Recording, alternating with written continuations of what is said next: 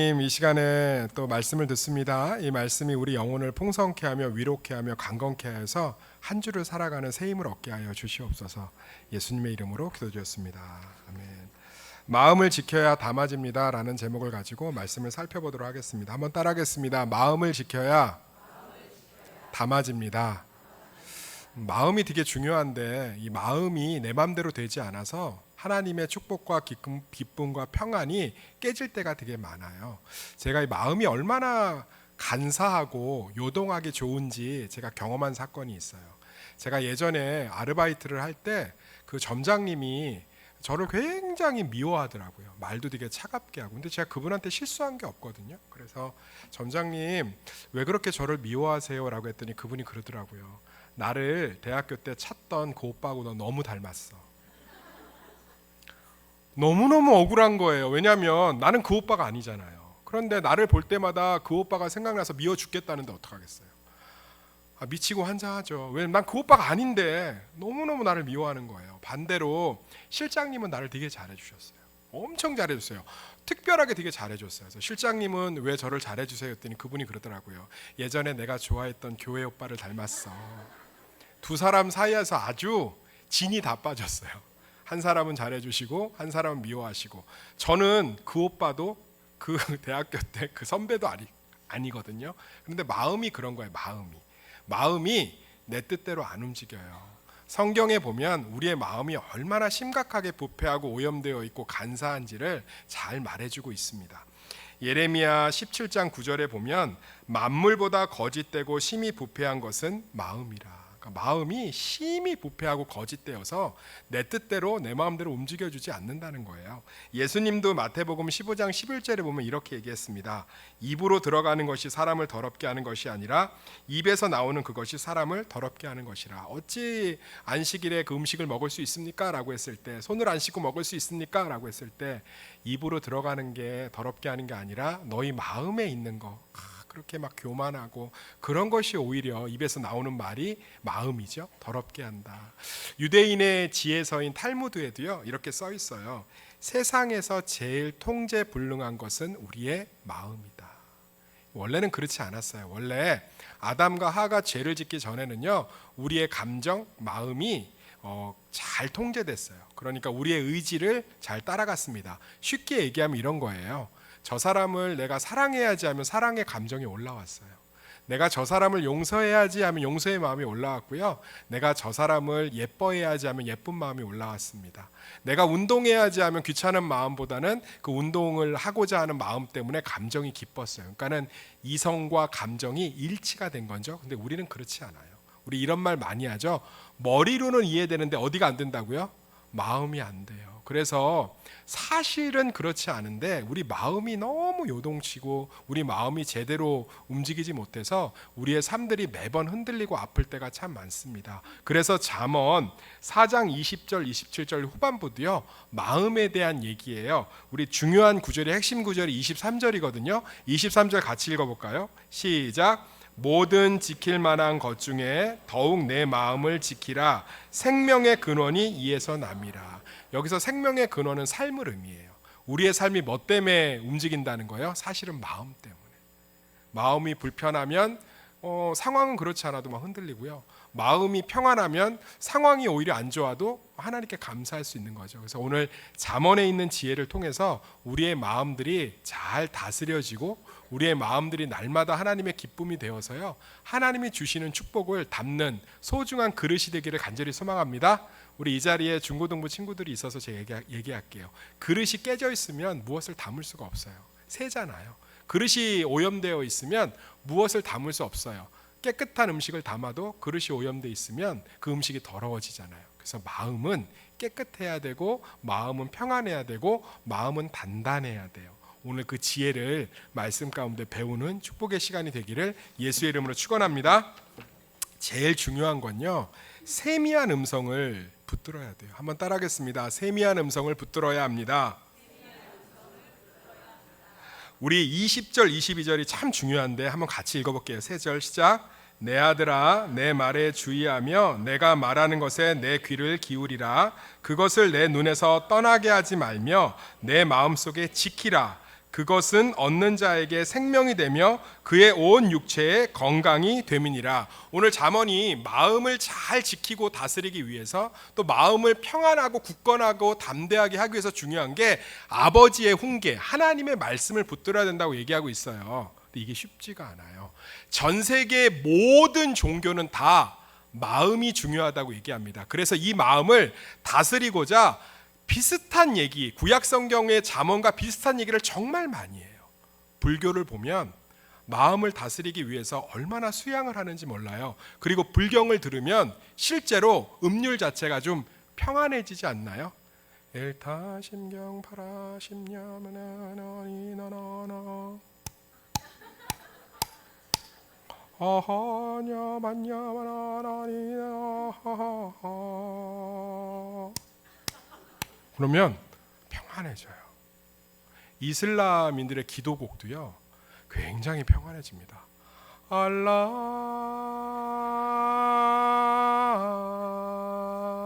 뭐 이런 평안해져요. 천주교의 그레고리 송가는요 저도 종종 듣거든요. 그러니까는 뭐 마음이 너무 불편해서 누군가 하나 때릴 것 같으면 그레고리 송가 좋아요. 그 캐톨릭이 변하기 전에 송가기 때문에 기독교에서 그걸 갖고 나왔으면 참 좋았을 뻔한 송가예요. 정말 가사도 좋고 좋아요. 그레고리 송가 얼마나 좋은지 몰라요. 그라시아 그런 거 들으면 마음이 되게 평안해져요. 그죠? 그런데 시간 지나고 현실로 돌아오면 그 마음이 어느새 무너져요. 기독교만이 갖고 있는 마음에 대한 유일한 관점이 뭐냐면 절대로 우리의 마음은 수양될 수 없어요. 그러니까 아버지의 훈계를 붙들면, 아버지의 훈계를 주의하면, 아버지의 훈계를 내 귀에 담으면, 아버지의 훈계를 내 눈에서 떠나지 않게 하면, 아버지의 훈계를 내 마음속에 지키면 생명이 되고 육체의 건강이 되어서 우리 마음을 지킬 수 있는 단단한 힘이 되는데 불가능하다고요. 사람이 타락을 해서요 이 마음을 할 수가 없어요. 이게 기독교만이 갖고 있는 독특한 진리예요. 그래서 무슨 일을 하시냐? 하나님이 말씀이 되셔서 우리 육식 가운데 오신 줄 믿습니다. 그러니까 하나님의 말씀이 우리 가운데 들어오면 평안해요. 하나님의 말씀이 우리를 붙들어주면 감정에 동요하지 않을 수 있어요. 그런데 그게 불가능하다고요. 기독교는 그걸 불가능하다고 봐요. 사람의 의지도 지식도 감정도 죄로 인해서, 원죄로 인해서 완전히 부패하고 타락해서 그럴 수 없다라고 봐요. 그래서 하나님이 하늘 보좌를 버리고 요한복음 1장에 나와 있는 말씀이 육신이 되어 우리 가운데 거하신 줄 믿습니다.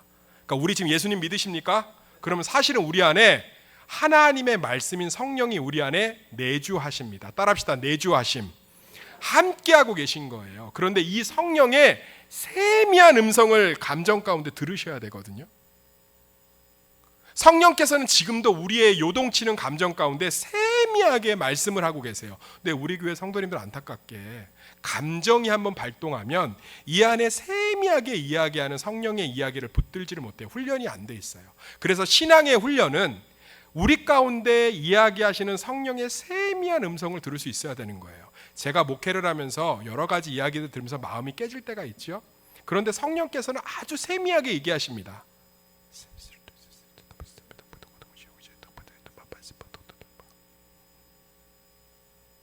뭐라고 얘기하시냐면 변함없이 너를 사랑한다고 얘기해요.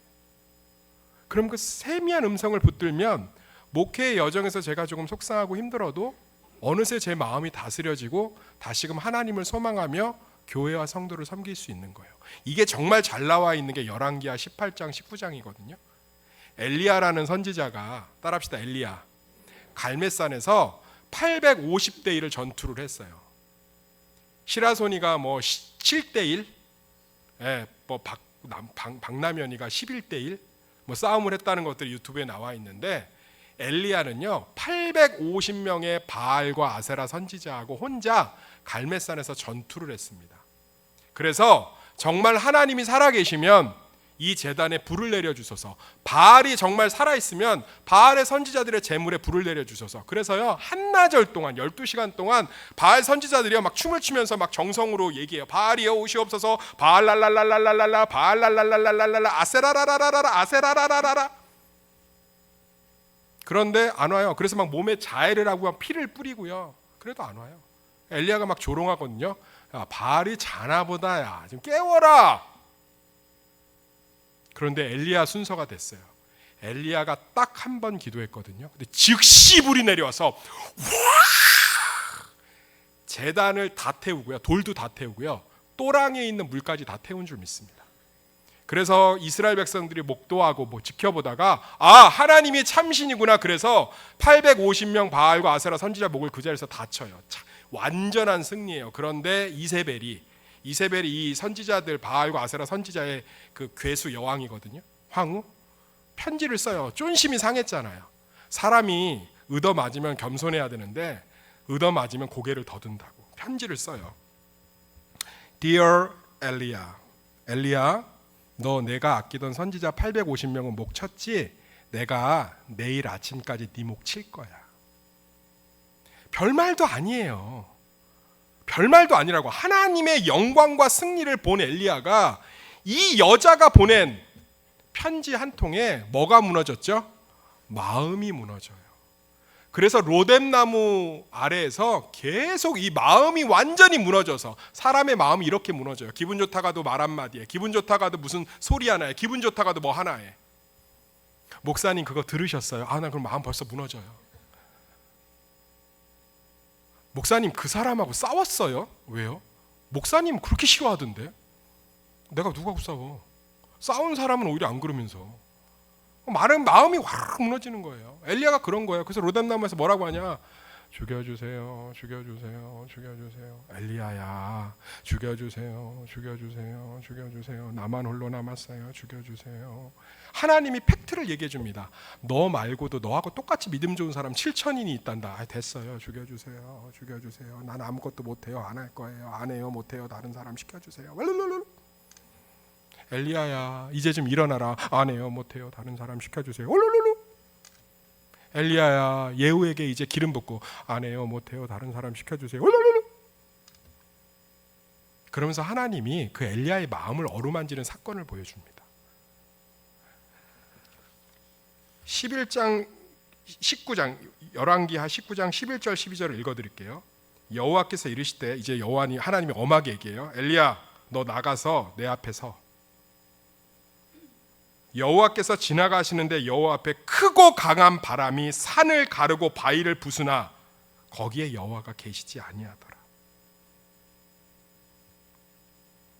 바람 후에 지진이 있으나 지진 가운데도 여호와께서 계시지 아니하더라. 또 지진 후에 불이 있으나 불 가운데도 여호와께서 계시지 아니하더라. 따라합시다. 불 후에 세미한 소리가 있는지라. 여기서 엘리야의 마음이 치유돼요. 이게 신약을 살아가는 성도들의 내주하는 성령을 의미하거든요. 우리는 하나님의 역사를 너무 분명한 것으로 간증하는 사람들의 간증의 난무 속에서 우리 안에 내주하시는 성령의 놀라운 세미한 위로와 확신과 구별과 소망을 듣는 것을 쉽게 여겨요. 우리는 지진 같은 응답을 원합니다. 그거 사! 우리는 불같은 확신을 원합니다. 삼성전자 파이어! 우리는 막 바위를 가르는 강한 바람 같은 역사를 원해요. 하나님, 내 마음이 우울합니다. 우후! 아니요. 우리 안에 성령이 정말 세밀하게 우리의 마음을 위로하고 새롭게 하시는 줄 믿습니다. 제가 이번 주에 굉장히 가슴 아픈 소식을 들었어요. 그 동기 목사님이 유튜브 기사 하나를 이렇게 걸어주는데 그 기사에 이제 물에 이렇게 아이가 빠져서 혼수 상태인 그 뉴스예요. 그 교회의 아이래요. 집사님, 부부. 그러면서 이제 기도 부탁을 올린 거죠. 그래서 전화를 했어요. 좀 어떠냐 그랬더니 얘기를 하는데 너무너무 힘들고 마음이 절망한데 이 가운데서 하나님이 주시는 세미한 음성이 있더라는 거야. 지금 당황해하지 말고 온 교회가 기도할 때다. 그래서 특별 기도를 선포하고 자기도 휴가를 중간에 멈추고 교회로 돌아와서 온 성도가 아침, 점심, 저녁으로 기도하고 있다고 그래요. 저는 하나님의 위로가 있을 줄 믿습니다. 세미한 음성. 사실이요, 정말 내 마음이 요동할 때, 내 마음이 내 마음대로 움직이지 않을 때, 내 마음에 서운함이 가득할 때, 내 마음에 불안이 가득할 때, 내 마음에 염려가 가득할 때, 내 마음에 짜증이 가득할 때, 내 마음에 슬픔이 가득할 때, 내 마음에 우울이 가득할 때 세미하게 이야기하시는 성령님을 붙드시기를 소망합니다. 내가 너희 자녀를 버리지 아니할 거야. 내가 너를 떠나지 아니할 거야. 내가 너와 함께 할 거야. 사랑하는 성도님, 여기 24절 27절에 보면 우리의 건강한 마음을 위해서 잠언이 지혜를 주고 있습니다. 구부러진 말을 내 입에서 버리며 삐뚤어진 말을 내 입에서 멀리하고 내 눈을 바라보며 내 눈꺼풀을 내 앞에 곧게 살펴 내 발이 행할 길을 평탄하게 하며 내 모든 길을 든든히 하라. 좌로나 우로나 치우치지 말고 내 발을 악에서 떠나게 하라. 이거 불경에도 있어요. 코란에도 있습니다. 도덕경에도 있어요. 중용. 좌로나 우로나 치우치지 않는, 마음의 수양 안 돼요. 그래서 하나님이 이 말씀을 들고 우리 가운데 들어오신 줄 믿습니다. 그래서 성령이 우리를 이렇게 살게끔 세미하게 인도하고 계세요. 할렐루야. 상황은 절망인데, 그래서 내 마음이 염려돼 죽겠는데 하나님이 세미하게 우리를 그래도 지금 기도 붙들 때야. 그렇게 절망의 상황은 아니야. 김 집사, 박 장로, 최 권사, 그때 내가 너 어떻게 구원했어? 그거 붙들어 지금. 사랑하는 성도님들, 이게 하나님의 사랑인 줄 믿습니다. 우리의 마음이 통제될 수 없고 우리가 그것을 제대로 수양할 수 없어서 하나님이 십자가의 죽으심으로 성령이 우리 안에 오시는 그 놀라운 축복의 길을 여신 줄 믿습니다. 그래서 성령이 우리 안에서 날마다 세미한 음성을 주세요. 의심하지 마세요. 죄인이 어찌 하나님의 선한 것들을 분별할 수 있겠어요? 목사님, 지금 제가요 마음이 불안하고 염려되는데 하나님이 괜찮다고 하는데 이게 제 생각인가요? 어떻게 죄인이 괜찮다는 생각을 가질 수 있겠어요? 하나님이 돕는다는 생각이 어찌 들 수 있겠어요? 전적으로 타락했는데. 성령이 주시는 세미한 음성을 붙드시기를 소망합니다. 이걸 날마다 붙드는 훈련을 하면 삶 가운데 마음에 끌려다니지 않아요. 감정에 끌려다니지 않습니다. 우리의 삶은 모든 상황 가운데 하나님의 위로와 동행과 강건함을 마음 가운데 경험할 수 있는 거예요. 할렐루야. 한번 해보세요. 한번 해보세요. 즉시 오늘도 분명히 교회 끝나고 집에 가면 짜증날 일들이 있을 거예요. 그럴 때 잠깐 성령의 세밀한 음성을 한번 집중해 보세요. 이걸 경건이라고 하고 이걸 묵상이라고 합니다. 그럴 때 성령께서 주시는 위로와 소망과 분별을 붙들어 보세요. 어느새 감정이요, 어느새 평안과 기쁨과 은혜로 가득 차는 줄 믿습니다. 제가 직접 아는 건 아닌데요, 장광진 변호사라고 있어요. 제가 이분을 어떻게 아냐면 서울대 기독인 연합회가 되게 유명하거든요. 저 때 제가 97학번이니까 서울 기독인 연합회 때 기독인 연합회 예배가 있으면 이 장광진 변호사가 축사도 하고 이러시더라고요. 이분이 어떤 분이냐면, 장광진 변호사가 원래는 판사, 서울대 법대고 소년급제를 해서 판사가 됐어요. 그런데 딸이 4명이에요. 딸이 몇 명이라고요? 아들은 없어요. 딸이 4명인데 첫째 딸이 시각장애인이에요. 그래서 판사직을 그만두고 변호사를 개업하고 딸을 서포팅을 해서 미국 유학을 보냈어요. 왜냐하면 미국에서는 그때 80년대만 해도 우리나라는 장애인들이, 시각장애인들이 80년대만 해도 하는 게 뭐밖에 없죠? 맹인 안마 이거 배우는 것밖에 없어요. 그런 장애인 복지가 없기 때문에. 그래서 이분이 딸을 미국으로 유학 보내고 그걸 서포팅을 했습니다. 딸이 미국에서 시각장애인인데 그 박사학위를 따고 한국에 들어와서요, 우리나라에 있는 유일한 맹인학교의 교사가 돼요. 너무너무 기뻐서 그 큰언니 교사된 날, 임용된 날 축하하겠다고 큰딸하고 둘째 딸하고 셋째 딸이 언니 옷 사준다고 출근 후 삼풍백화점에 갔다가 그 자리에서 죽어요. 그 자리에서.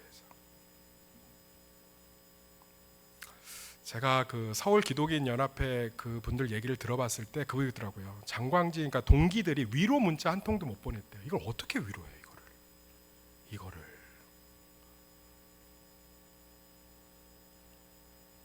그런데 장광진 변호사가요, 삼풍백화점 사고로 3명의 딸 보상금으로 정확히 7억이 나왔어요. 그리고 자기가 모아둔 모든 재산이 6억 7천, 13억 7천으로 장학재단을 설립하고 맹인들, 시각장애인들을 위한 장학 사역에 평생을 쏟다가 하늘나라로 소천했습니다.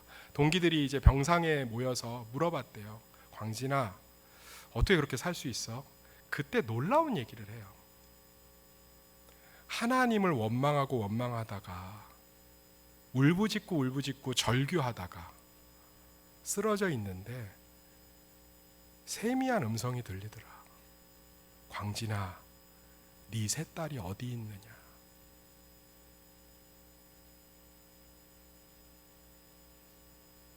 내 곁에 있단다. 그 세밀한 음성을 붙드니까 내가 이제 딸 만나러 갈 생각에 부끄럽지 않은 아빠가 돼야 되고 그 아이의 몫을 내가 살아줘야겠다는 생각이 들더라. 아내에게 그것을 얘기했을 때 흔쾌히 이제 천국 가서 만날 그 세 딸 앞에 부끄럽지 않은 부모가 되기 위해서 그 아이의 몫을 살기로 결정했다. 놀랍지 않나요?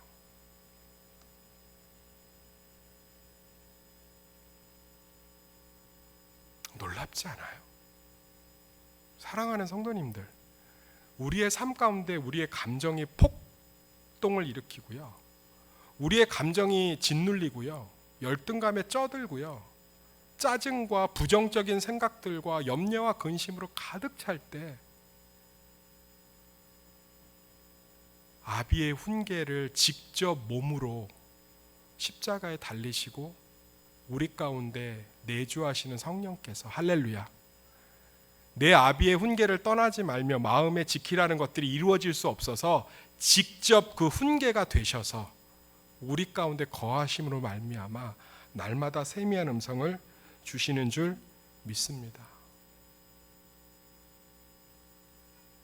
사랑하는 성도님들, 마음과 감정에 이제 그만 끌려다니세요. 뭘 담을 수가 없어요. 정말 죽을 만한 상황이 아닌데도, 정말 최악의 상황이 아닌데도, 정말 미움받고 있지 않은데도 서운함이 가득 찰 때, 저도 서운함이 가득 찰 때가 있어요. 저도 서운함이 가득 찰 때가 있다고. 그러면 정말 사람이라는 건 믿을 게 못 되는구나. 역시 가족밖에 없어. 그런 막 이상한 오기심 같은 게 올라와요. 그런데 성령이 미세하게 얘기를 하세요. 사람은 사랑할 대상이 아니라 사랑은 믿을 대상이 아니라 사람은 네가 사랑해 줄 대상이며, 다른 사람은 다 널 떠나도 나는 너를 인정하고 사랑한단다. 그걸 딱 받아들이고 붙들면 내가 너무 미안해져요. 저도 앞이 안 보일 때가 있어요. 저도 앞이 안 보이게 정말 답답할 때가 있어요. 제가 목회의 모든 소망이 끊어졌을 때 생각해보면 성령이 정말 많이 이 세미한 음성 가운데 위로를 주셨거든요. 근데 제가 그걸 다 밀어냈어요. 왜? 상황이 처참하니까. 그런데 진짜로 저는 일기를 하도 안 빼거든요. 일기를 뒤져보면 그 하나님의 세미한 음성들이 지금 그대로 이루어진 줄 믿습니다. 내가 그때 그걸 붙들었다면, 그렇게까지 원망하고 누군가를 핥히고 스스로를 핥히지 않았을 텐데. 하나님은요, 불 가운데 계시지 않아요. 바위 가운데 계시지 않고요, 강한 바람 가운데 계시지 않아요. 하나님은요, 불 후에 세미한 음성 가운데 계신 줄 믿습니다. 정말 많이 위로해요. 적용을 해봅시다. 가족 휴가 이제 잘 다녀오셨죠? 어땠어요? 이따가 얘기해 주세요. 얼마나 많이 싸웠는지 얘기해 주세요. 그때 이제 싸우다가 서로 이제 말을 멈추고 남편은 말없이 운전하고 나는 핸드폰만 보는 척, 사실 들어오지도 않는데 핸드폰만 보는 척 하잖아요. 그럴 때 세밀한 음성을 들어보세요. 니네 가족 휴가인데 네가 먼저.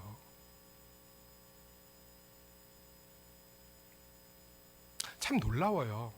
성령께서 우리의 마음이 요동하고 우리의 마음이 불안하고 우리의 마음이 화가 가득할 때 정말 세미한 음성 가운데 우리를 날마다 붙들어 주시고 인도하시는 줄 믿습니다.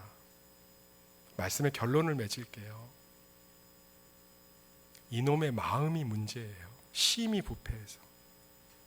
그래서 서운한 것도 가득하고 염려도 가득하고 내 마음 그리스도의 집을 책이라는 걸 보면 우리 마음을 들여다보면 이상한 걸로 가득 차 있어요. 시기, 분노, 짜증, 불안, 열등감, 상처, 비교, 서운함.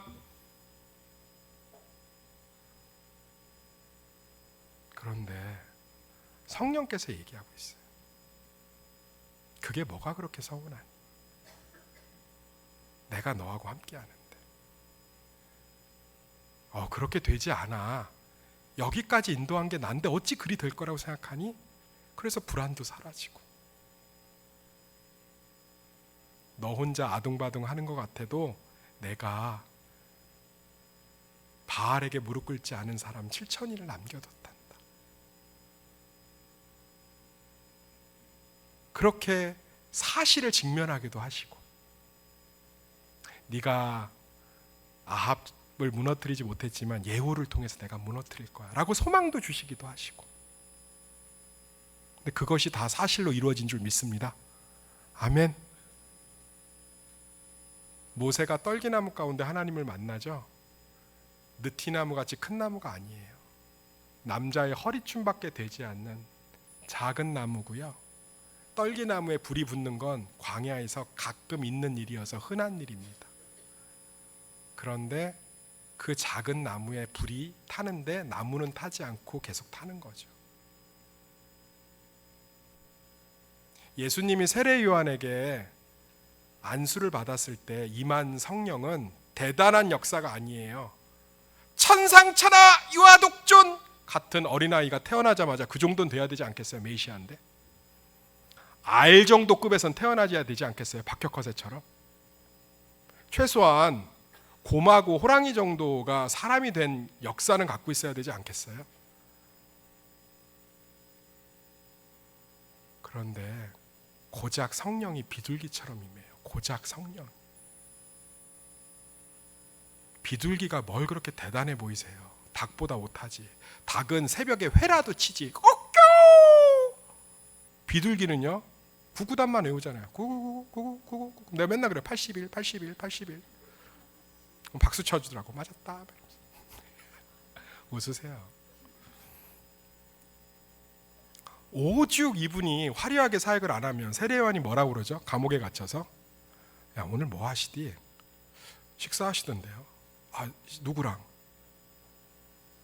동네 죄인들하고. 아 그래? 오늘은 뭐 하시디? 식사하시던데요. 누구랑? 창녀들하고. 아 그래? 오늘은 뭘 하셨지? 오늘은 제자들하고 뭘 하시던데. 그래 뭘 하시던데? 식사하셨는데. 아 그래? 야 가서 좀 물어볼래? 넌지 아니면 또 기다려야 되는지?